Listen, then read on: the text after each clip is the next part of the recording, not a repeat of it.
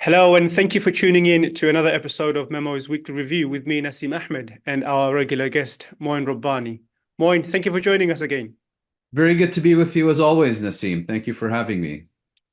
So this week we'll begin with a look at Israel's deadly attack on Nuseirat refugee camp, where more than 274 Palestinians have been brutally killed.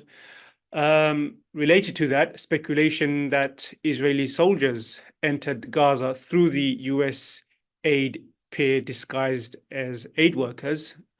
Speculations at the moment, but we'll have a look at that. Israel's inclusion to the UN list of states violating children's rights. That's another list no one wants to be part of, but Israel's been added to that list. Further revelation by the New York Times last week about torture and sexual abuse of Palestinians in a detention center. That's an ongoing story. We'll take a look at that as well. And the U.S. Congress, the House of Representatives voting to sanction the ICC. I'll get Moin's thoughts on that as well. And the resignation of Benny Gantz, cabinet minister, criticizing Netanyahu from preventing what he calls a true victory, whatever that means. And we'll have a look at the hate march or flag march in Jerusalem and what that reflects about Israeli society in general and other issues as well. But let's begin, Moin, with the deadly attack on Nuseirat refugee camp over the weekend. More than 274 Palestinians have been killed. Scores of others have been injured. I'd like to get your view on that attack, especially on the fact that the Israeli military has rescued so far only 7 hostages and probably killed dozens of others in its operations, and also focusing on the fact that more hostages have been rescued or released through a peace negotiation. And there is also a proposal to have all the hostages free if Israel accepted the peace negotiations that have been agreed to by Hamas. Is this really about hostages? I don't think it's primarily about hostages. Obviously, Israel was not going to pass up any opportunity to rescue captives by force. But at the same time, I think this was primarily about scoring a significant achievement on the battlefield, if you will. And to be sure, Israel's ability to conduct this raid and to retrieve 4 of its captives alive is an achievement, arguably a significant achievement, but it doesn't change the course of the war. It doesn't change the strategic equation. And certainly it doesn't change the main point, which you just mentioned, which is that Israel has had the opportunity to secure the release of all its captives and hostages since October in the context of a negotiated agreement, but it has consistently rejected such an agreement in favor of pursuing and intensifying its genocidal military onslaught on the Gaza Strip. And the one time that it did enter into negotiations, it released something like 20 times as many captives and hostages, I believe 120 or so in late November. So that's by way of background. In terms of the details of this operation, of course, many of the details are a little opaque and require further confirmation.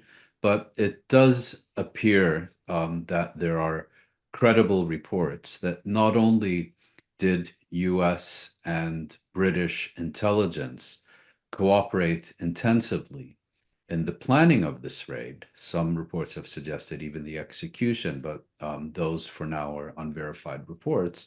But there are also credible reports that this pier, whose main purpose has always been to divert attention from the humanitarian crisis in the Gaza Strip and to kind of serve as cover for Israel's medieval siege of the Gaza Strip, that this pier played an important role in the execution this raid, both in terms of infiltrating Israeli forces into Nuseirat refugee camp and in terms of the extraction of that force and the captives they had rescued. Now, what appears to have happened is something similar to two incidents we saw during Operation Protective Edge in 2014, one in the Shuja'iyya neighborhood of Gaza City and the other in Rafah, which is that the Israeli forces went into Nuseirat refugee camp.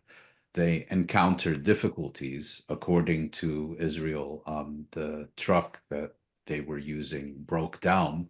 According to other reports, they also came under intensive fire from the Palestinians, and the Israelis then resorted to exceptionally intense saturation bombing, indiscriminate saturation bombing of the area around this truck so that they could safely extract their forces. This led to over 270 Palestinian fatalities, the overwhelming majority of them civilian non-combatants, and the wounding of hundreds more. And in today's Gaza Strip, a serious but not life-threatening injury is tantamount to a death sentence, given that Israel has systematically destroyed the health sector, has prevented the entry of medical supplies, and so on. And there's one other aspect that's also important, is that Israel infiltrated Nuseirat refugee camp using a truck. They say it was a furniture truck, but exactly the same kind of truck that has been used throughout the past 8 months, if not longer, to deliver humanitarian assistance. And the purpose of which was to make the Palestinians believe that that truck was delivering supplies. And they then parked it in the center of a very crowded market. And it also appears that many of the casualties were incurred when the Israeli force left the truck or was exiting the truck and shot their way towards the buildings where the Israelis were being held. So what Israel has done, quite ironically, given its constant false propaganda about this issue, is that it has used humanitarian activities as a cover for this raid. It has essentially implicated every humanitarian worker as suspicious by doing so. It appears to have used the so-called humanitarian pier for military purposes. And just as we've seen in the past, Israeli special forces disguising themselves as medics and nurses a few months ago in Jenin refugee camp, disguising themselves as ordinary civilians, disguising themselves as journalists. It goes back to the late 1960s, where at one point Israeli commandos disguised themselves as Red Cross workers in order to storm a plane that Palestinian guerrillas had hijacked. So given all the Israeli accusations about Palestinians hiding behind civilians, not wearing identifiable military outfits, and so on, it's really a little rich. I would like to make one other point about this raid. You know, 4 Israeli captives and hostages were rescued. Nearly 300 Palestinians were killed in one of the most intensive bombings in one of the most intensive bombing campaigns in history. Hundreds more were wounded, many of which, as I mentioned, will die as a result of initially non-life-threatening injuries. And what we've seen in the West is politicians and leaders celebrating this attack with nary a mention of the massive Palestinian death toll. Now, imagine for a moment that 4 British soldiers or 4 British civilians had been taken captive in Derry or Belfast, and British SAS forces went in to rescue them, and in the course of doing so, killed nearly 300 citizens or residents of the surrounding areas and wounded hundreds more. Would that be celebrated as a massive victory? So, let's be clear, it's a significant achievement, or at least an achievement. It can't in any way be compared to, the Entebbe raid of 1976 and in the Ugandan capital. And more importantly, also, regardless of the lengths to which Israeli Prime Minister Benjamin Netanyahu has gone to make political capital out of this, at the end of the day, it really doesn't change anything. Going back to the US's role in this, they've of course come out and denied that the pier, the floating pier in Gaza, was used in the attack. But the question is, what do the people on the ground believe? And if there is further evidence to confirm that that was the case, hasn't the US simply put a target on the back of the pier? And also thinking globally, if a pier, so-called humanitarian pier, can be used for military purposes, does that not also endanger other humanitarian workers, well, in particular, US humanitarian workers around the world? Because an enemy group may simply say, you're just using this as a ploy to attack our population. And that, in effect, effectively, the US has endangered humanitarian work around the world, hasn't it? Well, it most certainly does. There does appear to be some visual evidence that the pier did play a role in this operation. And as mentioned before, US and British intelligence services were very, very deeply involved in the planning of this raid. Again, the humanitarian pier was never a humanitarian pier. It was a charade meant to divert attention from the humanitarian emergency and to provide cover for Israel to continue with its barbaric siege of the Gaza Strip, while the press's attention was focused on, how it was being built, when it was being deployed, how quickly it fell apart in rough seas, and so on. But it most certainly poses a danger to each and every humanitarian worker, particularly Western humanitarian workers, not only in the Gaza Strip, but around the globe. I mean, just to go back a few years, you may recall that in the US raid, which killed the Al Qaeda leader, Osama bin Laden, we had CIA assets posing as health workers, providing polio vaccines to young children in that neighborhood. And that created all kinds of suspicion and hostility towards genuine medical workers in that area, and had real health effects in terms of parents refusing to have these people enter their homes and vaccinate their children and so on. There's also another factor here. All the agencies that had been cooperating with this peer initiative, they are now, by implication, cast under a cloud of suspicion as well. I'm not saying that's right, and I'm not saying that they had any relationship to this raid, but they're connected to it, whether they like it or not. And the US and Israel and their allies have made absolutely no effort to protect these agencies and their reputations and to insulate them from their military activities. Let's turn our attention to a story from the UN last week. The UN included Israel to its list of states committing violations against children. How ironic would that be, given that one of Israel's propaganda line in manufacturing consent for its genocide on Gaza is that Hamas is ISIS. Hamas is ISIS. It's been repeating this for many, many years. Now, Israel finds itself on the same UN blacklist as ISIS, as Al-Shabaab, and as other terrorist groups like Boko Haram. Well, yes, and just to be clear, the United Nations Secretary General, for good measure, presumably to give the appearance of maintaining balance, also added Hamas and Islamic Jihad to that list. There's a history here.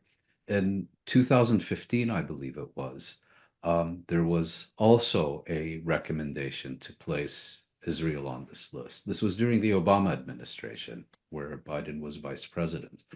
What happened then is that Samantha Power, the problem from hell, who is now director of USAID, who was then the US permanent representative to the United Nations, pulled out all the stops in terms of lobbying the Secretary General's office to cease and desist and not to place Israel on this list. Subsequently, Benjamin Netanyahu, who was then also Israel's prime minister, called the office of the UN Secretary General and, in typical mafia gangster style, threatened the UN that if it went ahead and placed Israel on this list of shame, that Israel would then use its power within the US Congress to lobby Congress to sever all funding of the United Nations. And it worked. And the following year, Saudi Arabia took a page out of Israel's book and managed to get the recommendation to have Saudi Arabia placed on this list because of its activities in Yemen, also revoked. So what's changed, I think, between 2015 and 2024, you can no longer hide the sun with your finger. Um, the UN would have lost all credibility if, in the face of the tsunami of evidence about its wanton killings of children, its wanton starvation of children in the Gaza Strip, its multiple forms of abuse of the lives and livelihoods of Palestinian children.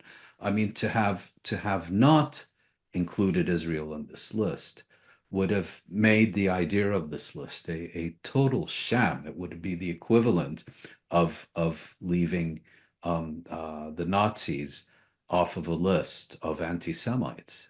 It just, it would have completely discredited the entire exercise. And so, yes, there was once again massive pressure on the United Nations. I'm sure not only from Israel, but also from Washington, Berlin, and other European capitals to keep Israel off this list. But this time, the pressure not to make itself a laughingstock and the pressure not to thoroughly discredit itself was preponderant, and therefore Israel now finds itself on this list of shame, right next to, as you note, it's in the same company as ISIS, as Al Qaeda, and others with whom it has ceaselessly been comparing its adversaries. But now you have a formal determination that, in fact, Israel belongs in the same company.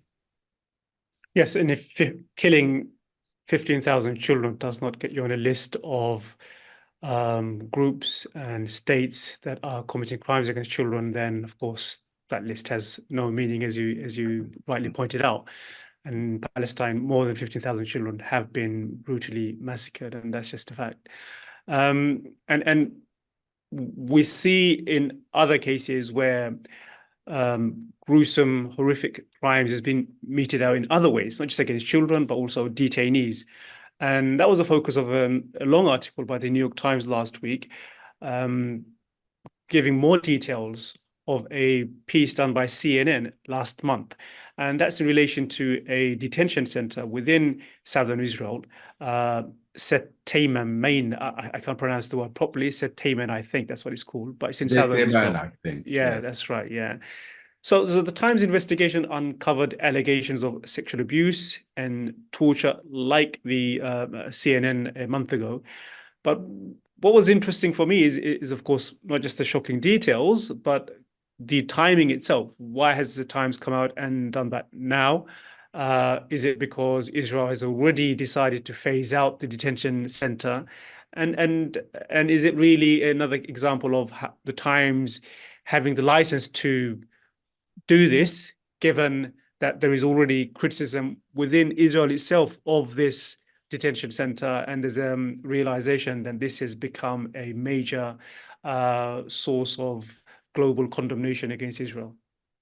Well, I think your question um, quite rightly reflects the reality that American mainstream journalism has sunk so horribly low that when an article like this is published, we're not just discussing its content, but just as importantly, we're discussing why it was published and under what circumstances it was published.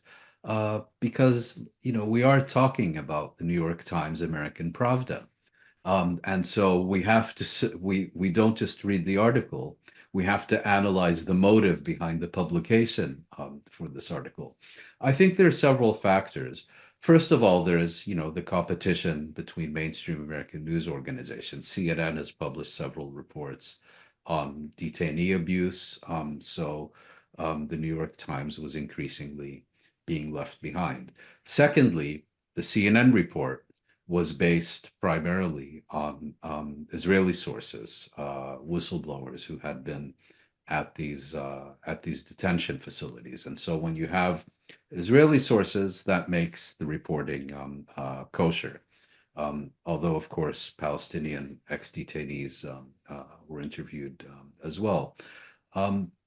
Third of all, it may well be that Israel had an interest in revealing this story because the Israelis repeatedly in this article emphasized how wonderfully they're treating their detainees, that a number of staff had been dismissed for even the suspicion of abuse against their detainees, and so on. And I think also in the broader context of the ICC prosecutors' applications for arrest warrants and so on, it may well be that this article not only serves to reveal the truth, but also serves Israel's own agenda. But as you mentioned, the details in this article are absolutely horrific. Stories of, for example, a Palestinian detainee having a hot poker forcibly inserted into his anus and dying from the wounds. We also learn that being an Israeli soldier and prison guard is actually quite lucrative business because they routinely, as in any other detention facility, confiscate the personal belongings of detainees, but then when they release them and the detainees ask for their personal belongings back, which in one case mentioned in this article amounted to $2,000 worth of cash, the Palestinian individual was beaten to a pulp for having the temerity to ask for his money back. And, you know, this goes to the extensive evidence we've seen of wanton looting in the Gaza Strip during the past 8 months. And it's quite clear that Israeli soldiers and security personnel have been given not only a license to kill, but also a license to steal. And so, you know, this article doesn't really reveal much we didn't know already. It doesn't reveal much that hasn't been published elsewhere. But the fact that it's now being published in American Pravda is, I think, significant. Yeah, and what was striking for me as well is how when the so-called paper of record published details of sexual abuse of Palestinian detainees, the US House of Representatives passed a legislation that would sanction the ICC and not say anything about the horrific abuse that was taking place in Israel detention center. And to me, at least, it's almost like there's a higher power working to expose America's degeneration into this moral abyss just to maintain support for the state of Israel. But that said, that's what it seems like to me. That is, of course, predictable American behavior, is it not? And do you think in this instance, I mean, the sanctions against the ICC, the Senate will block the measure, or do you think the Senate will approve this and the US will actually sanction the ICC? Well, two fundamental principles of US foreign policy is that Israel is above the law and Palestinian life is worthless. We saw this very clearly in the recent Israeli raid in the Nuseirat refugee camp and the US response to it. And so the very idea that there are international institutions that have the gall to challenge Israeli impunity and call the Israeli state or its leaders to account is the most violent offense against the natural order of things that a US politician can encounter, that the US government can encounter. And this explains their frenzied, hysterical response. Well, if the ICC wants to treat Israeli leaders according to the same standards that it treats, for example, Russian leaders or African leaders, then the problem is not the war crimes and crimes against humanity committed by these Israeli leaders. No, the problem is with the institution, and the institution needs to be sanctioned and destroyed and consigned to the dustbin of history. Regarding your specific question, will the Senate go along with this initiative?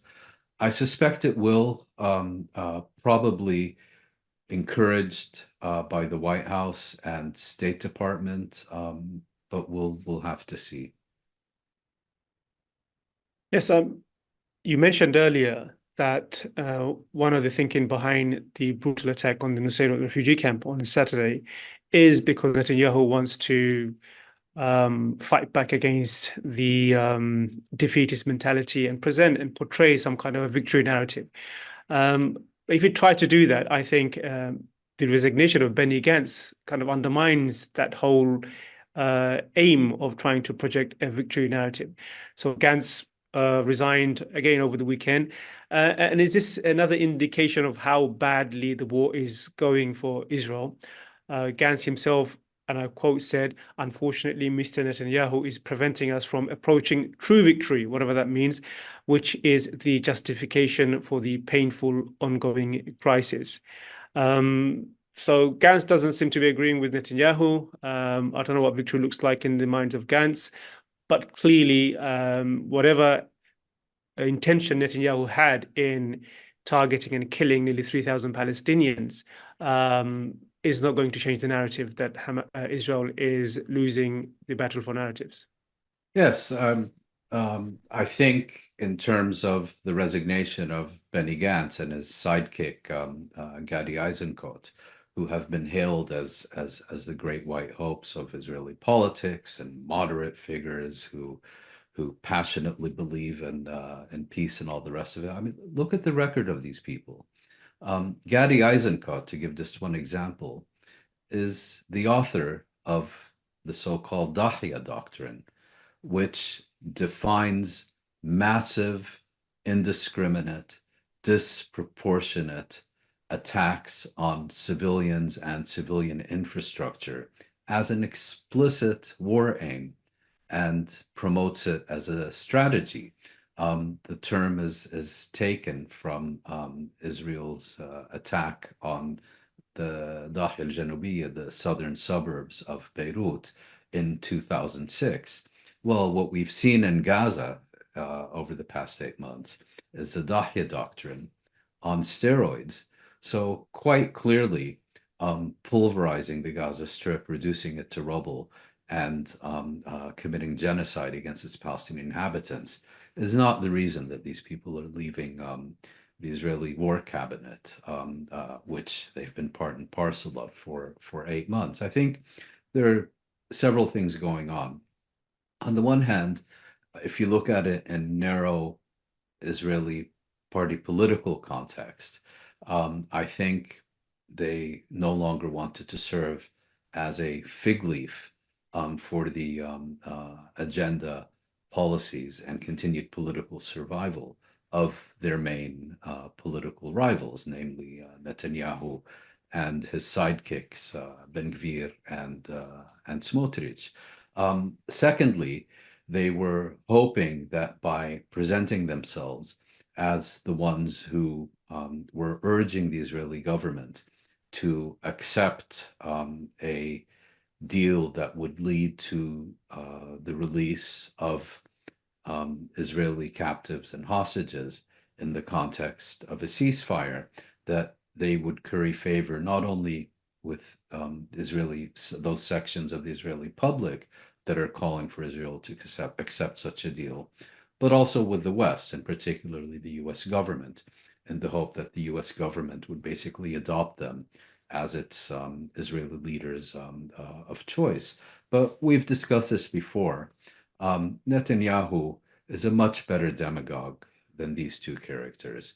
My suspicion is he'll make mincemeat out of them. And to the extent that they do try to present themselves as a moderate alternative, they will be rejected by an increasingly hysterical and irrational Israeli electorate. It will have one effect. They can they've been there for 8 months. They are deeply implicated in every decision that Israel has taken since October. They are both military men by background, and I think the resignation, to some extent, also reflects their conclusion that this is a war that cannot be won. It reflects, I think, growing divisions within the Israeli security establishment between those who want to continue in the hope that some achievement will be realized so that it will be easier for them when they have to take responsibility, and those who feel that doing more of the same is not going to lead to a different outcome, and Israel needs to change its strategy. Both Eisenkot and Gantz in the recent past were in fact advocates of changing the focus of the Israeli military from Gaza to Lebanon. And now that they're gone, they can no longer serve as a fig leaf for the Israeli government. Every country that continues to be aligned with Israel can now no longer pretend that they are seeking to promote an alternative to Netanyahu and to Ben Gvir and to Smotrich. They now can no longer pretend that they are not in cohabitation with the most extreme right-wing spectrum of Israeli politics. Biden, Schultz, Sunak, Starmer next month, and all the rest of them are now aligned with with Israel's fascist right and supporting it. They have been all And along, but it's yeah, just been clarified much greater. and talking about the rise of Israel's fascist right, I think we got further confirmation of that from last week during the what the Israelis call the flag march, but it's very much a hate march. It's not really a flag march. And we saw young Israelis chanting, well, um, roaming with the familiar genocidal chants against Arabs and wanted to lynch Palestinians. We saw one Palestinian journalist actually being almost lynched. He was hounded by a group of young Israeli settlers. What do you think of the fact that majority of those taking part in this hate march are actually young Israelis?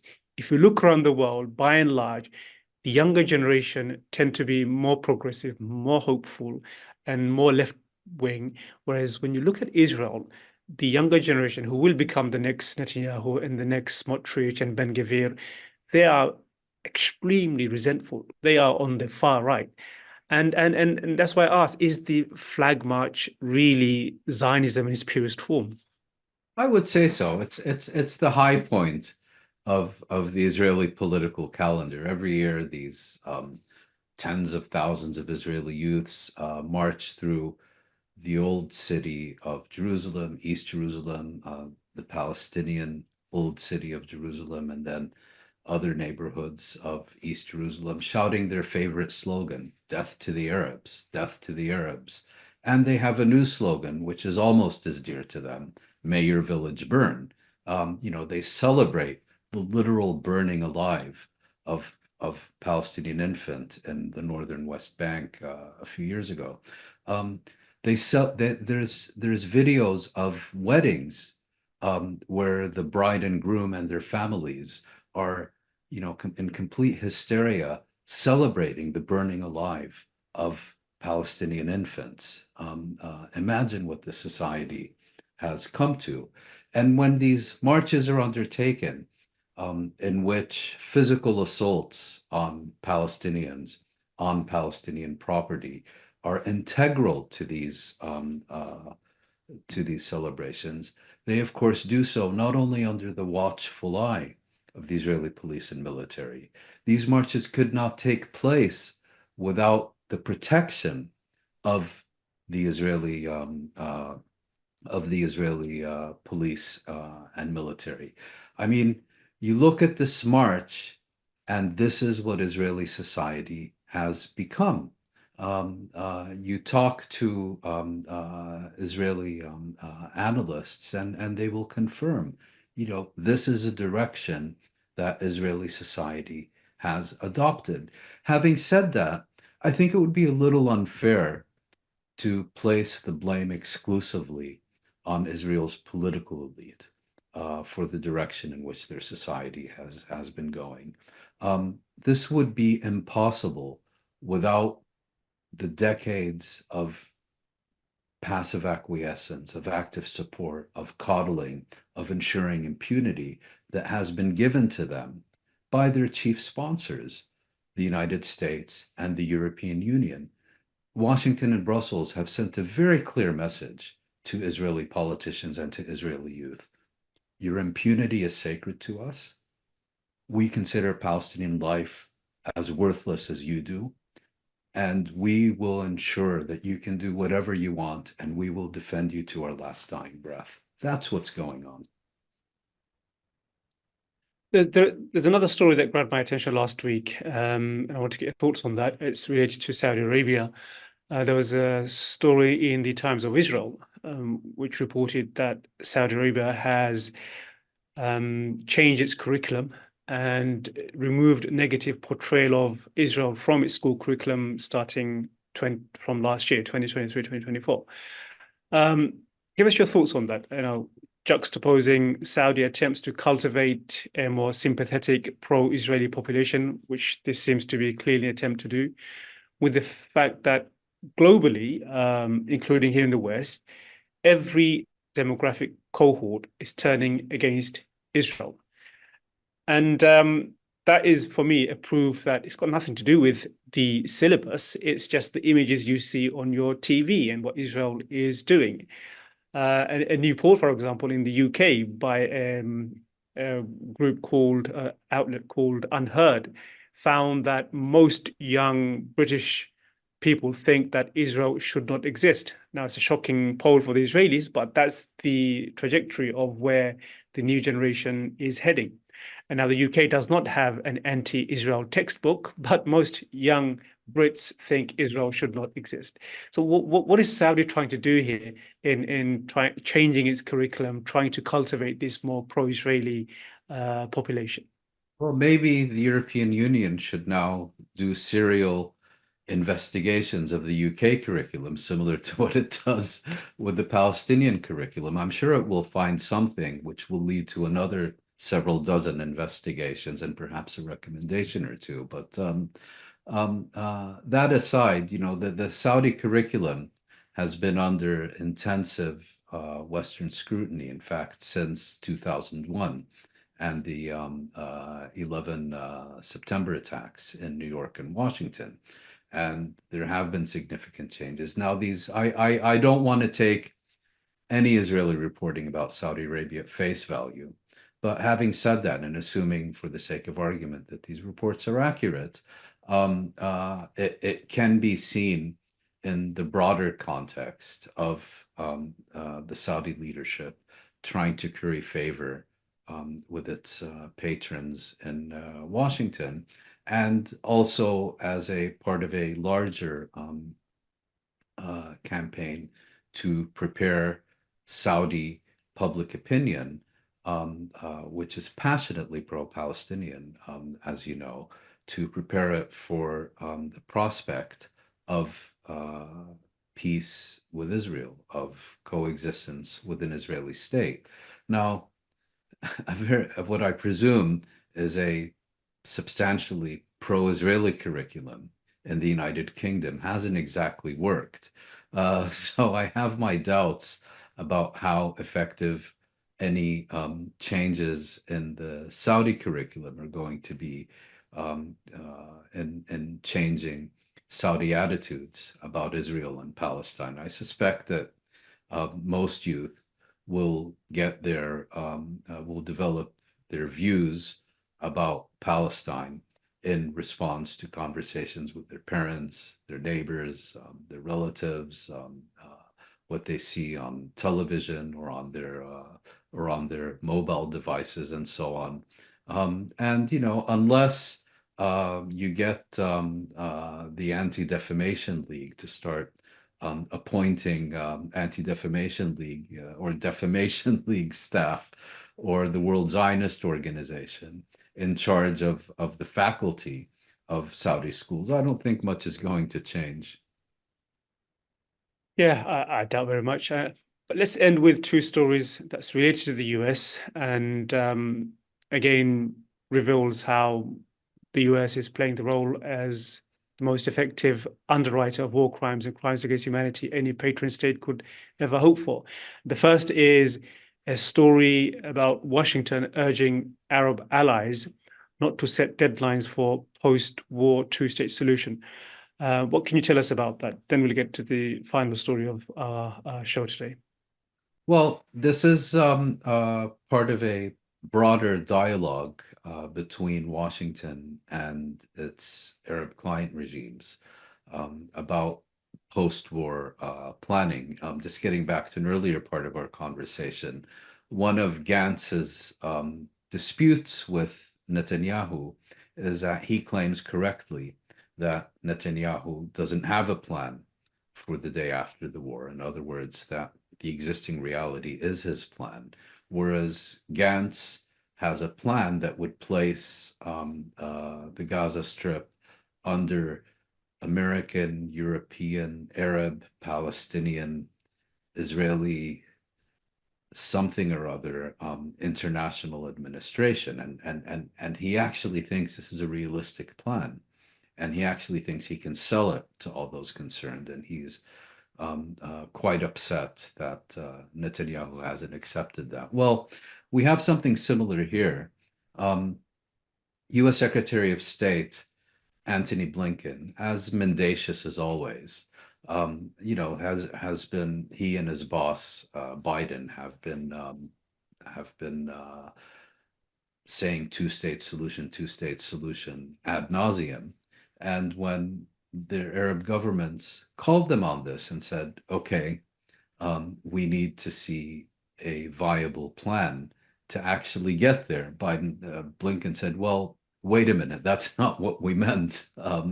What we meant is that we will resume negotiations, about a framework to establish a agenda to study the possibility of, or whatever. And it's basically, the US, as it has done since the 1990s, using the prospect of a resolution of this conflict as a diversion from reality on the ground. And if anyone genuinely believed that the US had any interest in ending the Israeli occupation, or was going to take any measures to ever challenge the indefinite continuation of Israel's occupation, one need only look at this story. And also, I think this story related to what you just said, an amendment of a draft ceasefire resolution at the United Nations Security Council, where the US is seeking changes to the wording about what Israel can occupy and cannot occupy in Gaza. Can you tell us more about that change that have been inserted into the draft by the US? Yes, well, this continues a discussion we've had before, which is that the US has presented what it states is an Israeli ceasefire proposal. The only problem is Israel has yet to make a public statement either that this is its proposal or that it's committed to its implementation. And so, as ever, Washington's response to Israeli prevarication is to say it's all Hamas's fault. And the only obstacle to implementing this ceasefire proposal is Hamas's refusal to accept it. And Hamas's position, of course, is we don't care what Biden says.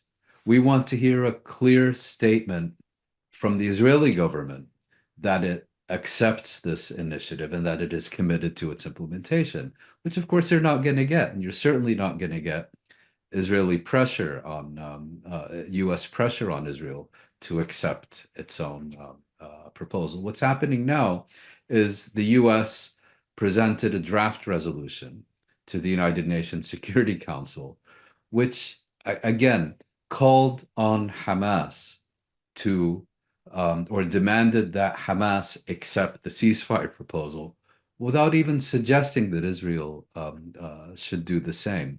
But there were other elements of that resolution that Israel found objectionable, such as its rejection, the draft resolution's rejection of the establishment of a Israeli buffer zone inside the Gaza Strip and some other elements. So now there's a revised draft resolution which addresses some of the Arab and international concerns about the initial draft, but also responds to Israel's objections. So now it only opposes a permanent change to the territorial realities in the Gaza Strip. In other words, Israel can have an indefinite buffer zone.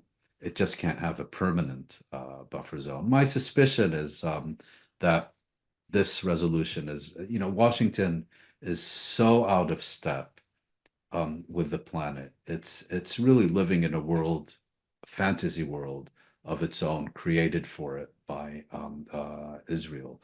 It has lost all connection with reality. Blinken has become mendacity personified. And I'd be very surprised if this draft resolution makes it past the Security Council. That was my guest, Mouin Rabbani, talking to us about the key events from over the past week. Thank you, Mouin. Thank you very much, Nasim, as always. And thank you for tuning in for this week's episode of Memo Review with me, Nasim Ahmed. Bye-bye.